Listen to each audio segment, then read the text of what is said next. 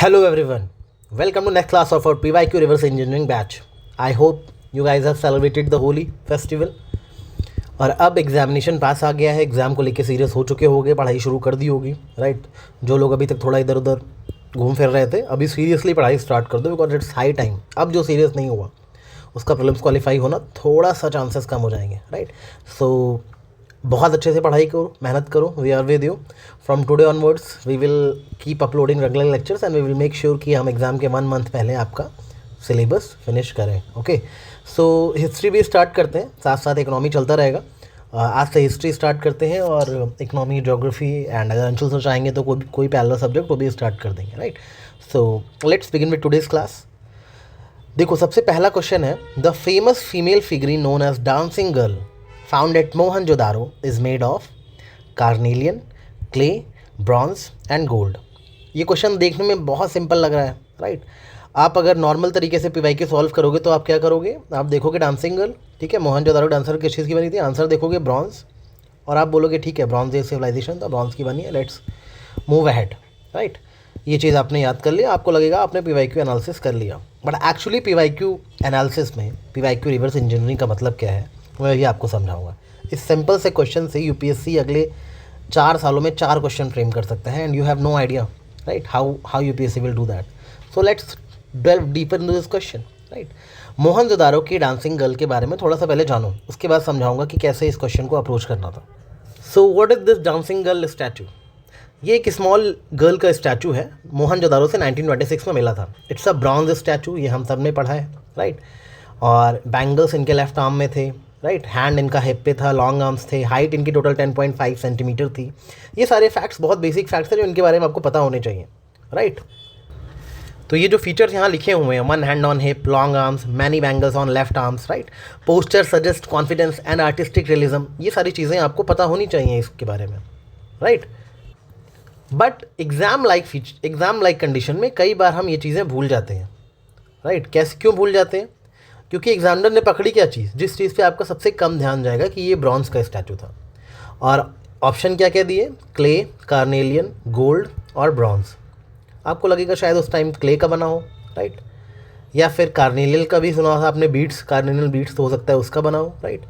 तो इसलिए ब्रॉन्ज कैसे याद आता, अगर आपको पता रहता कि आपने इंडस वैली सिविलाइजेशन में लॉस्ट वैक्स टेक्निक का यूज़ होता था कुछ भी बनाने के लिए, ठीक है, तब आपको ये चीज़ याद रहता कि हाँ ब्रॉन्ज का हो सकता है, मेटल का हो सकता है। कैसे, क्या होती थी ये लॉस्ट वैक्स टेक्निक? देखो, इसमें क्या होता था, एक वैक्स का मॉडल बनाते थे पहले तो, राइट, यानी कि एक मोम का पुतला बना दिया मान लो, right.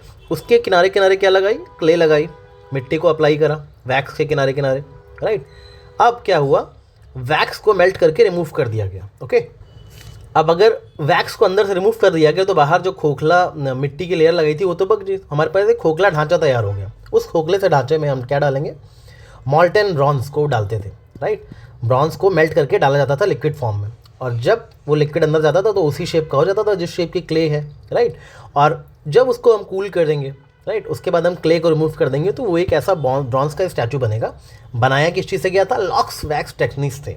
This was a very advance metallurgy technique used in Harappan times, right. तो हमें लॉस्ट वैक्स टेक्निक अगर पता होती कि कैसे इसमें मॉल्टन मेटल को डाल के हम चीज़ों को बनाते थे, राइट, पहले वैक्स लेते थे, उसको फिर क्ले अप्लाई करते थे, फिर वैक्स को मेल्ट करते थे, राइट, देन हम उसमें मॉल्टन मेटल डालते थे एंड देन हम क्ले को रिमूव करते थे, राइट। तो ये टेक्निक क्या होती है, इसका स्टेप भी आपको पता होना चाहिए। हो सकता है आज जो कम्पिटिटिव एग्जामिनेशन हो रहा है, they might ask the steps of this lost wax technique because it has been given in your NCERT, right. तो इसका स्टेप पहले तो इजी लैंग्वेज में समझ लेना, ये होता है इसमें, राइट। और जितने भी हड़प्पा में स्टैचू वगैरह मिले हैं वो मेनली ब्रॉन्ज के ही होते हैं, तो ये चीज़ याद रखना कि इस तरह से बनाया जाता था इस टेक्निक से, राइट। अब तो नहीं भूलोगे ना कि ब्रॉन्ज का स्टैचू था। इस तरह से ब्रॉन्ज स्टैचू बनाना क्या रिफ्लेक्ट करता है कि उस टाइम की मेटल टेक्नोलॉजी कितनी एडवांस थी, आर्टिसंस कितने स्किल्ड हुआ करते थे, कास्टिंग टेक्निक की नॉलेज कितनी भयंकर थी उस टाइम के लोगों की, और कल्चरल सॉफिस्टिकेशन कितना ज़्यादा था, right. They were very particular about their piece of art, right. अब यूपीएससी ने यहाँ पे ट्रैप क्या रखा था, यूपीएससी ने ऑप्शन में ऐसी चीज़ें डाली थी, क्ले, कार्नेलियन, गोल्ड, ठीक है, जो कि आपने पढ़ा है कि ये they existed during Harappan times.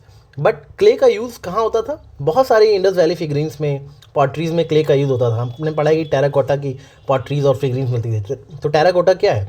एक तरह का आयरन रिच क्ले होता था जो कि पोरस नेचर का होता था, राइट? लिख लेना, यहाँ पे ऐड कर लेना, terracotta was iron rich clay which was very porous, right? तो बहुत सारी पॉटरीज बनाने में, फिगरीन्स बनाने में टेराकोटा का यूज़ होता था, बट इस स्टैचू में ब्रॉन्ज का यूज़ हुआ था, याद रखना स्पेसिफिकली, ओके। कार्नेलियन क्या होती थी? कार्नेलियन तो बीड्स होती थी, ज्वेलरी होती जो कार्नेलियन की बनाई जाती थी, राइट? स्टैचूज नहीं बनाए जाते थे कार्नेलियन के। रही बात गोल्ड की, तो गोल्ड के ऑर्नामेंट्स एग्जिस्ट करते थे, बट गोल्ड को इस स्टैचू में कहीं यूज़ नहीं किया गया। तो ये तीनों ही ट्रैप थे, इसको याद रखना, ओके। अब क्योंकि ये क्वेश्चन पूछा गया है तो प्रिडिक्टेबल क्वेश्चन क्या हो सकता है कि वो किसी और स्टैचू की डिटेल पूछ लेंगे, किस चीज़ का बना है। तो आपको पता होना चाहिए कि डांसिंग गर्ल तो हमारी ब्रॉन्ज की थी, राइट? प्रीस्ट किंग के बारे में पूछ लिया तो प्रीस्ट किंग स्टेटाइट के बने हैं, ये चीज़ याद रखना, ओके। ऐसे क्वेश्चन बन सकते हैं आगे चल के। इस तरह से आपको पीवाईक्यू एनालिसिस करना होता है कि बाकी क्या पूछ सकते हैं। प्रीस्ट किंग के बारे में पूछे तो प्रीस्ट किंग स्टेटाइट के बने थे। बीड्स के बारे में पूछे, ज्वेलरीज के बारे में, तो वो कार्नेलियन की बनती थी। फिगरीन्स के बारे में पूछे, छोटे छोटे फिगरीन्स होते थे, वो टेराकोटा क्ले के बनते थे, राइट? टेराकोटा के बनते थे, ये चीज़ याद रखना। और एक क्वेश्चन ये भी आता है कि कौन कौन से मेटल्स नोन थे हड़प्पन्स को, तो कॉपर, ब्रोंज, गोल्ड, सिल्वर सब जानते थे वो, बट आयरन के बारे में नहीं जानते थे।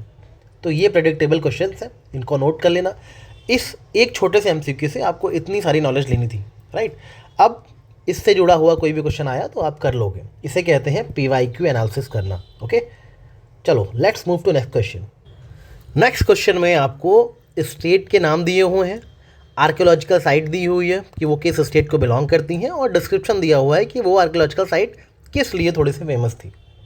अब यहाँ पे ये स्टेट के नाम्स भी गलत हो सकते हैं, मैच ना कर रहे हो मे बी, या फिर डिस्क्रिप्शन भी गलत हो सकता है। तो यूपीएससी ने पूछा था कि कौन से ऐसे साइट्स हैं जिनके स्टेट भी सही दिए हुए हैं और डिस्क्रिप्शन भी सही दिया हुआ है। तो चलो इस क्वेश्चन को थोड़ा ध्यान से देखते हैं, ओके।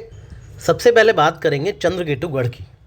चंद्रकेतुगढ़ उड़ीसा में नहीं है, चंद्रकेतुगढ़ एक्चुअली वेस्ट बंगाल का एक ट्रेडिंग पोर्ट था।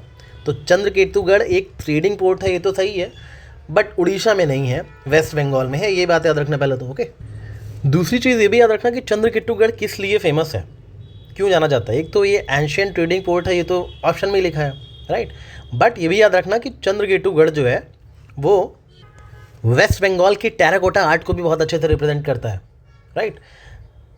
चंद्रकेतुगढ़ हमें भी बताता है कि ये कितना डेवलप्ड था हमारा साउथ ईस्ट एशिया के साथ trade with south east Asia हो, वेस्ट बंगाल की टेराकोटा फिगरीन्स हो, या एक एंशियंट पोर्ट टाउन का होना, ये तीनों ही चंद्रकेतुगढ़ की खासियत है। ये तीनों खासियत आपको पता होनी चाहिए। एग्जामिनर ने बस इतनी सी गलती करी थी कि वेस्ट बंगाल की जगह उड़ीसा लिख दिया था, बाकी चीज़ें सही थी, राइट? तो आपको चंद्रकेतुगढ़ के बारे में कुछ एडिशनल इन्फॉर्मेशन पता होनी चाहिए। साथ ही साथ एक चीज़ और यहाँ पे नोट कर लेना कि चंद्रकेतुगढ़ एक्चुअली फ्लरिश कब हुआ था, हो सकता है अगली बार ये पूछ ले। तो it flourish during Mauryan and Gupta empire times, ठीक? मौर्य और गुप्ता के टाइम पे ये पूरी साइट फ्लरिश हुई थी। कभी मान लो क्वेश्चन आ जाए कि इट वाज अ वैदिक साइट, तो ऐसा नहीं है, ये मौर्यन और गुप्तन पीरियड के ड्यूरेशन की साइट थी, ओके। तो चंद्रकेतुगढ़ के बारे में इतनी इन्फॉर्मेशन काफ़ी है।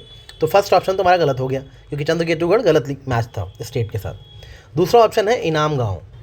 इनाम गाँव in one of the most chalcolithic site, most important chalcolithic site, ठीक है? इनाम गाँव is one of the most important chalcolithic sites of India. क्यों ऐसा बोलते हैं? क्योंकि चाल्कोलिथिक का मतलब क्या होता है आपको पता है ना, कि जहाँ पे कॉपर प्लस स्टोन एज दोनों के सिंबल्स मिले, ठीक? कॉपर स्टोन एज तो है बट वहाँ पे कॉपर में मिला है, तो फिर उसको चाल्कोलिथिक बोलते हैं, ओके। इनाम गांव से हमें बहुत सी चीज़ें मिली, हमें कुछ एग्रीकल्चरल सेटलमेंट्स मिले हैं जिसमें पता चलता है कि बहुत ही अर्ली फार्मिंग सोसाइटी का एविडेंस मिलता है। वहाँ पे मड हाउसेस थे, कॉपर टूल्स तो मिले ही हैं, तभी तो चाल्कोलिथिक साइट कहलाएगी। तो वहाँ पे एग्रीकल्चर सेटलमेंट था। तो ये सारी चीज़ें याद रखना कि इनाम गाँव के बारे में हमें इतनी चीज़ें पता होनी चाहिए, ओके। थोड़ा सा जो डेक्कन की चाल्कोलिथिक साइट्स हैं उनके बारे में देख लेना। मैं अभी कुछ साइट्स के नाम आपको बताऊंगा, उनको नोट कर लेना। यूपीएससी अक्सर इन साइट्स से क्वेश्चन पूछता है डेक्कन वाली से, राइट? क्योंकि नॉर्थ की तो आप रट लेते हो, डेक्कन वाली साइट्स आप नहीं रटते हो, तो उनके नाम बताऊंगा, नोट कर लेना। और उन साइट्स के बारे में जो आपको नोट्स कहीं से मिले, गूगल से, किसी बुक से, राइट, उसको आप असाइनमेंट ग्रुप पे सबमिट करोगे, राइट? असाइनमेंट ग्रुप पे सबमिट करना बहुत ज़रूरी है। अगर आप असाइनमेंट्स नहीं कर रहे हो तो आप इस बैच का पूरा फ़ायदा नहीं उठा रहे हो, राइट? अगर आप असाइनमेंट डेली सबमिट कर रहे हो देन ओनली आपने कंप्लीट सिलेबस फिनिश किया है थ्रू पीवाईक्यूज़। क्योंकि बहुत से टास्क मैं असाइनमेंट में दूंगा, अगर असाइनमेंट कंप्लीट करोगे तभी माना जाएगा कि yes you were fully involve in this batch, okay. ऐसी कौन कौन सी साइट्स है जिनके बारे में आपको नोट्स बना के असाइनमेंट ग्रुप पे सबमिट करने हैं, अभी नोट कर लो। एक तो इनाम गांव के बारे में मैंने बता ही दिया, इसके अलावा दाइमाबाद, राइट, बिकॉज ये सारी साइट्स आपकी एनसीईआरटी में मेंशन्ड है, राइट। दाइमाबाद की लोकेशन देखना कहाँ है और थोड़े से उसके बताना क्यों फेमस था। नेवासा के बारे में पता करना, राइट, क्योंकि यूपीएससी के आने वाले सालों में ये क्वेश्चन बनने वाले हैं, बिकॉज इनाम गांव वगैरह पूछा जा चुका है, अब दोबारा नहीं रिपीट होगा। आपको अब दाइमाबाद पूछा जाएगा, नेवासा पूछा जाएगा, आपको जोरवे पूछा जाएगा, जोरवे के बारे में लिखो, राइट। ये तीनों साइट्स हो गई। इसके अलावा कुछ मेगालिथिक साइट्स हैं, जैसे कि ब्रह्मगिरी के बारे में नोट्स लिखो, राइट। इसके अलावा आदिचनल्लूर के बारे में लिखो, चलो। और मस्की के बारे में बताओ मुझे, मस्की की साइट क्यों फेमस थी, कहाँ पे है। इसके अलावा मंगड़ू क्यों फेमस है, बताओ, मंगड़ू के बारे में बताओ। अब क्योंकि मंगड़ू पूछा जा चुका है तो आपको ऐसी मेगालिथिक, क्योंकि मेगालिथिक साइट है तो ऐसी मेगालिथिक साइट और आएंगी, ब्रह्मगिरी, आदिचनल्लूर, मस्की, इन तीनों के बारे में पता करना है, तीनों मेगालिथिक साइट्स है, राइट। अब जैसे एक बुद्धिस्ट साइट पूछा है सालीहुंदम, तो हो सकता है अगली बार कोई और बुद्धिस्ट साइट पूछे, जैसे कि सांची के बारे में, अमरावती के बारे में, नागार्जुनकोंडा के बारे में पता होना चाहिए आपको, राइट। तो इस तरह से जो एक तरह की साइट पूछे ना, उस तरह की डिफरेंट साइट्स और देखा करो, ठीक है। तो ये सारी साइट्स के जो मैंने नाम लिए हैं अभी आपके असाइनमेंट ग्रुप पे, इसके नोट सबमिट होने चाहिए। नेक्स्ट इज मंगड़ू क्या है, एक मेगालिथिक साइट है केरला की, तो बिल्कुल सही लिखा हुआ है।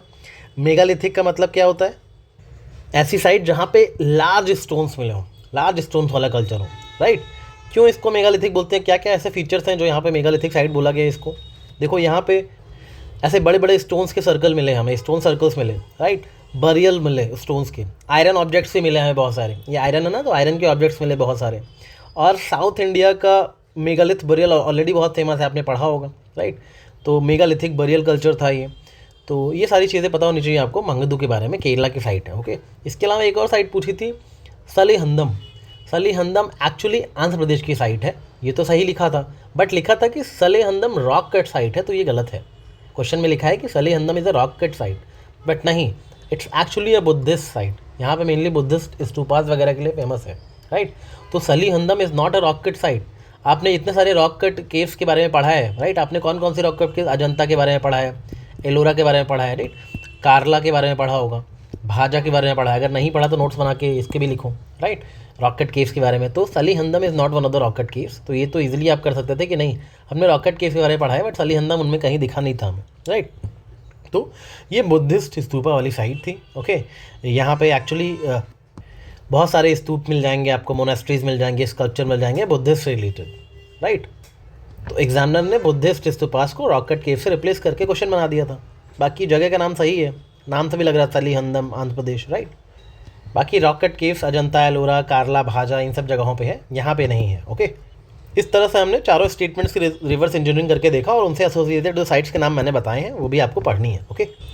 किसी भी साइट को कैसे पढ़ोगे, कौन से स्टेट में है याद रखना है, उसका डिस्क्रिप्शन पढ़ना है और कोई कल्चरल खास बात थी वो भी पढ़ना है, क्योंकि यूपीएससी इन्हीं तीनों चीज़ में आपको ट्रैप करेगा। या तो वो स्टेट का नाम स्वैप कर देगा, या डिस्क्रिप्शन कुछ और दे देगा उस साइट का, या फिर उसके रिलेटेड जो कल्चर है, राइट। सपोज वो मेगालिथिक है तो चाल्कोलिथिक लिख देगा, राइट, चाल्कोलिथिक है तो उसको नियोलिथिक लिख देगा, तो उसका कल्चर याद रखना, राइट। तो यहीं पे यूपीएससी आपको फंसाएगा, यही ट्रैप है, राइट। इतनी चीज़ें आपको पता होनी चाहिए। याद रखना, Inamgaon is a chalcolithic site, Mangadu is a megalithic site, okay. Salihundam is a Buddhist site and Chandraketugarh is flourish during Gupta and modern times. इतनी चीज़ें याद हो गई।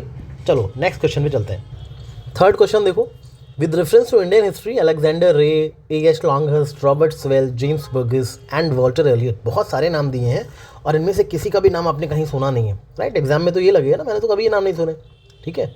अब ऑप्शंस देखो, archaeological excavations, establishment of English press in colonial India, establishment of churches in princely states, and D, construction of railways in colonial India, right। अब ऐसा question exam में अगर आए, हिस्ट्री का इतना फैक्चुअल क्वेश्चन, तो यूजुअली लोग स्किप कर देते हैं, बट इसको करने का एक हैक है, वो हैक मैं आपसे शेयर करता हूँ। अगर आपको वो हैक समझ आ जाता है तो फिर अटेम्प्ट करना है ऐसे क्वेश्चंस में, अदरवाइज छोड़ देना, स्किप कर देना, रिस्क मत लेना, ओके। देखो हैक ये है, अप्रोच ये होना चाहिए ऐसे क्वेश्चन में कि आप पहले अपनी प्रिपरेशन को लेके कॉन्फिडेंट रहो। ये क्वेश्चन पूरा आपके कॉन्फिडेंस के बेसिस पे है। अगर आप अपनी प्रिपरेशन को लेके इतने कॉन्फिडेंट हो, right, you are confident enough कि मैंने जो पढ़ा है वो इनफ है, then you will have the guts to approach such question.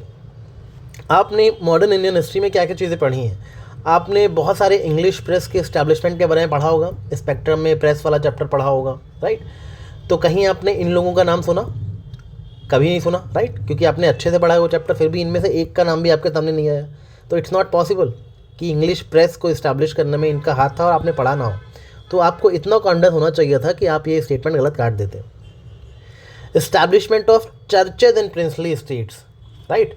अब यहाँ पे आपको अप्रोच क्या लगाना था? यूपीएससी आपसे ये तो नहीं पूछेगा कि अंग्रेज़ों ने कहाँ कहाँ चर्च बनवाए थे, कौन कौन से अंग्रेज़ों ने मिलकर चर्च बनवाए थे, राइट?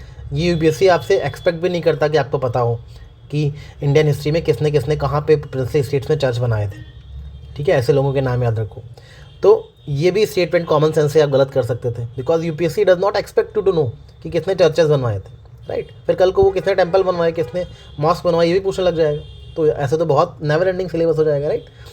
तीसरा, construction of railways in colonial India. Dalhousie के अलावा आपने किसी का नाम पढ़ा है रेलवेज़ वगैरह के बारे में? चलो और भी 2-3 नाम होंगे, बट इनका नाम कभी सामने आया मॉडर्न हिस्ट्री में? जब भी आपने रेलवेज़ के बारे में पढ़ा या कभी इंफ्रास्ट्रक्चर के बारे में पढ़ा, राइट? तो कभी भी आपके सामने इन चारों का नाम आया? नहीं आया। तो इसका मतलब आपको इतना कॉन्फिडेंस होना चाहिए था कि यहाँ भी इनका नाम नहीं है, ठीक है?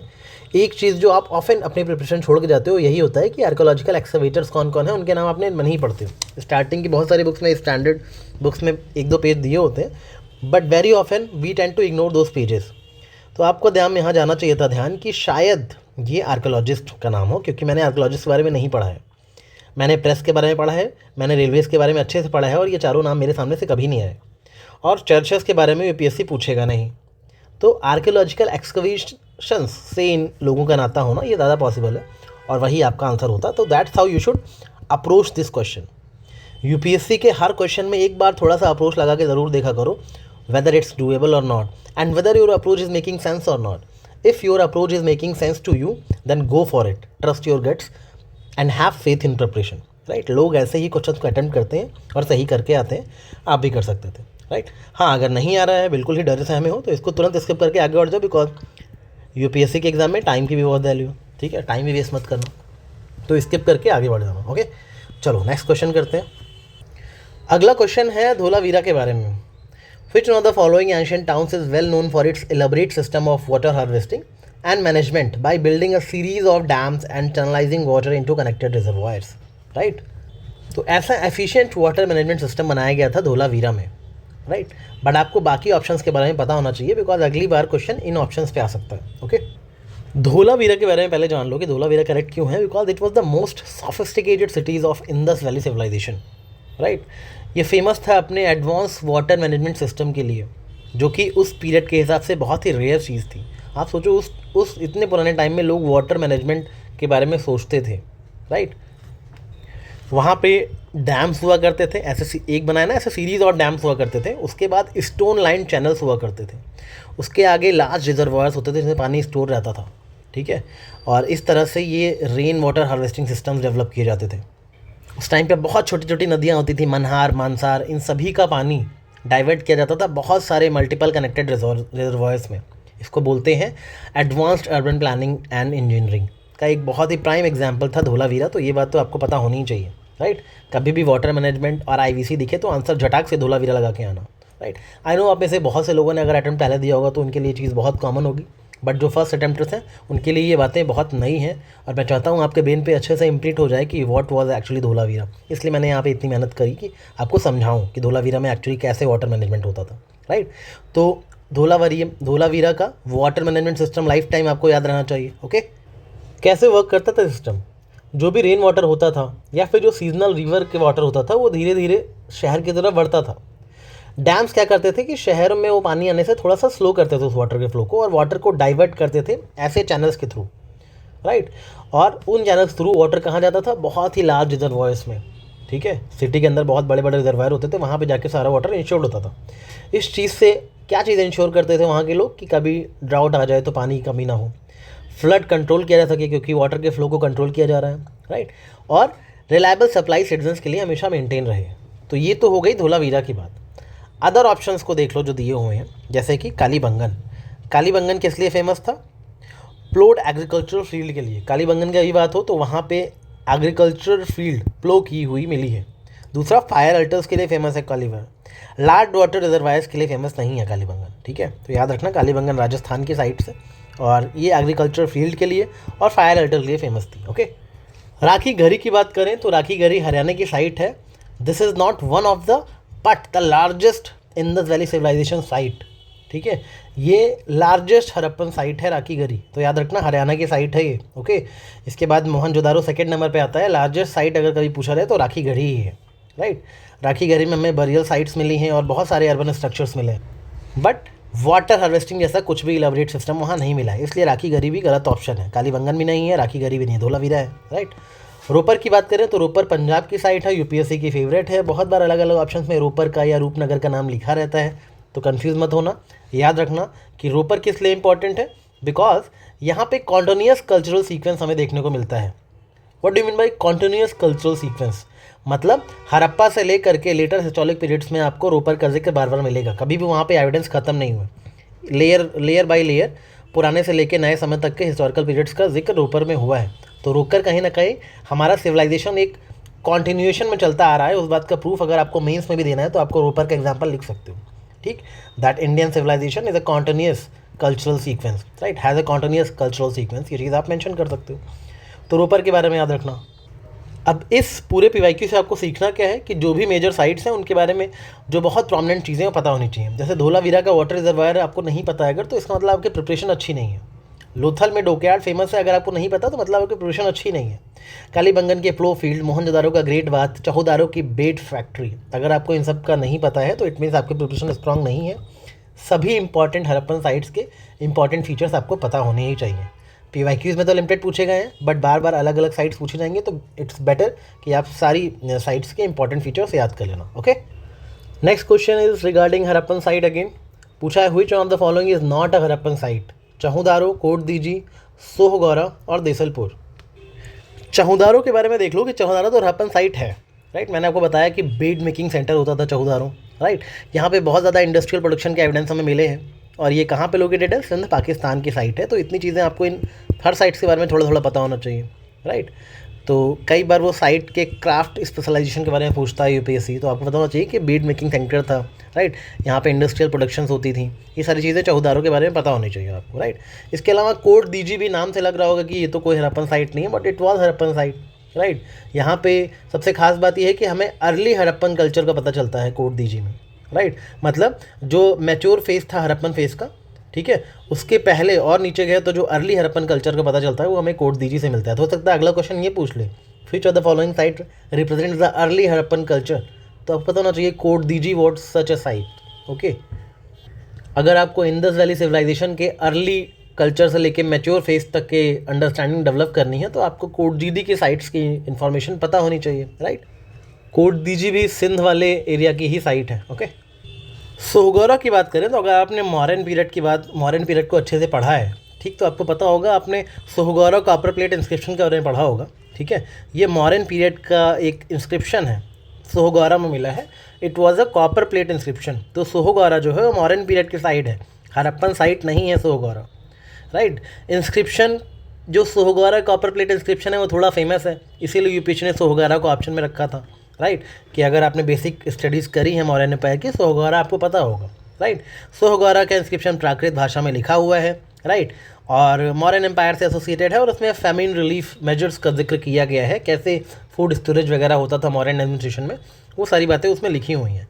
तो Sohgaura copper inscription, Sohgaura as a site belong to Mauryan administration and not Harappan. Right, Desalpur भी हड़प्पन साइट है, कच्छ रीजन ऑफ गुजरात को बिलोंग करती है, यहाँ पे भी हड़प्पन फोर्टिफिकेशन के एविडेंस मिले हैं। इतनी बातें आपको इन सभी साइट्स के बारे में पता होनी चाहिए। राइट, अब यहाँ पे भी असाइनमेंट है, ये असाइनमेंट आप भले ही सबमिट ना करो, बट गूगल से एक बार लोथल, कालीबंगन, राखी गढ़ी, धोलावीरा, बनावली, चौदारो, इन सब के बारे में एक बार अच्छे से रीड कर लेना फ्रॉम गूगल। राइट, अभी आगे का जो भी हम क्लासेस लेंगे उसमें आपका एक्टिव पार्टिसिपेशन बहुत ज़रूरी है। राइट, एक्टिवली पार्टिसिपेट करोगे तभी इस कोर्स का फुल बेनिफिट उठा पाओगे। इसके अलावा बहुत सारी मॉडर्न इंस्क्रिप्शन साइट्स हैं जो आपको पता होनी चाहिए, जैसे सोहगौरा कॉपर प्लेट हो गया, धौली इंस्क्रिप्शन, गिरनार इंस्क्रिप्शन और Maski inscription. Right, I can only act as a guiding light, मेहनत आपको खुद करनी है। जो भी साइट्स मैंने यहाँ पे नेम लिखे हैं, इन साइट्स के बारे में आपको पता होनी ही चाहिए। मैंने कुछ भी एक्स्ट्रा नहीं लिखा है, जो मोस्ट इंपॉर्टेंट वंस हैं उनके नाम लिखे हैं जिनके बारे में आपको पता होना ही चाहिए। राइट, एक एक बार गूगल इन साइट्स को ज़रूर करना, इफ़ पॉसिबल असाइनमेंट ग्रुप पे सबमिट भी करना। ओके, नेक्स्ट क्वेश्चन देखो, this will the last question for the day. इसमें है कि difference between culture of Rig Vedic Aryan and Indus valley people. ठीक है, इसके बारे में पे आपको डिफरेंस पूछा गया है ऋग वैदिक पीपल के बारे में और इंडस वैली पीपल के बारे में। Rig Vedic Aryans use the coat of mail and helmet in the warfare, whereas people of Indus Valley civilization did not leave any evidence of using them. Right? Second is Rig Vedic Aryans knew gold, silver, copper, whereas Indus Valley people knew only copper and iron. Third is Rig Vedic Aryans had domesticated the horse, whereas there is no evidence of Indus Valley people having been aware of this animal. तो ये तीनों statement है, देखते हैं इनको कैसे analyse करना है। ओके, सबसे पहला स्टेटमेंट क्या कह रहा है, जो ऋग वैदिक आर्यंस थे, ठीक है, वो थोड़ा सा वॉरफेयर और मिलिट्री में बिलीव करते थे। राइट, क्यों? क्योंकि उनके पास हेलमेट हुआ करते थे, राइट, और कोट ऑफ मेल हुआ करता था। तो ये चीज़ें क्या दिखा रहा है कि ऋग वैदिक पीरियड थोड़ा सा वॉर वगैरह में बिलीव करते थे। ठीक है, उनके पास चैरियट्स भी हुआ करते थे। जो ऋग वैदिक के बहुत सारे हिम्स एंड श्लोक हैं, उनमें ऐसे आर्यंस के ऐसे बहुत सारे युद्ध का जिक्र हुआ है, बहुत सारे वॉर्स का जिक्र हुआ है, जिसमें बताया गया है कि वो हेलमेट पहनते थे, कोट ऑफ मेल, आर्मर्स होते थे, राइट, चैरियट यूज़ करते थे। तो ये सारी फीचर्स हमारे पास हैं। ठीक है, इसके एविडेंस हमें मिले हैं जहाँ पे बैटल्स को डिस्क्राइब किया गया है ऋग वैदिक टेक्स्ट में। तो ये तो सही बात है कि हाँ, ऋग वैदिक आर्यंस की सारी चीज़ें यूज़ करते थे। बट वहीं यूपीएससी एग्जामिनर ये चेक कर रहा था, आपको ये पता है कि नहीं कि इंडस वैली सिविलाइजेशन उतने ही सिंपल होते थे, उनके पास कोई आर्मर, कोई हेलमेट्स नहीं होते थे, बहुत ही सिंपल वेपन्स यूज़ करते थे।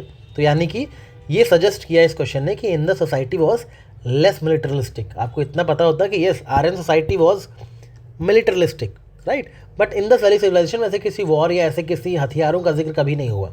तो Indus valley society was less militaristic, ये चीज़ पता होनी चाहिए। हो सकता है अगली बार डायरेक्ट स्टेटमेंट दे दी कि Indus valley civilisation was less militaristic as compare to Rig Vedic civilisation. तो बिल्कुल सही स्टेटमेंट होगा वो, राइट। याद रखना, यूपीएससी अपने सेम स्टेटमेंट्स को डिफरेंट तरीके से भी फ्रेम करता है अलग अलग ईयर्स के एग्जामिनेशन से। तो आपको बेसिक डिफरेंस समझ आ गया, तो फर्स्ट स्टेटमेंट तो बिल्कुल सही है, राइट। सेकेंड स्टेटमेंट में गलती एग्जामिनर ने करी, उसने लिखा कि Indus valley people gold use करते थे, कॉपर यूज़ करते थे, आयरन यूज़ करते थे, राइट, बट आयरन नहीं यूज़ करते थे।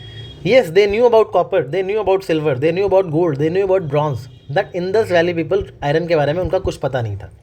वहीं वैदिक पीरियड की बात करें तो जो वैदिक आर्यंस थे, उनको भी आयरन के बारे में तो नहीं पता था, बिकॉज आयरन लेटर वैदिक एज में आया था। बट हाँ, गोल्ड, सिल्वर, कॉपर के बारे में उनको पता था, राइट।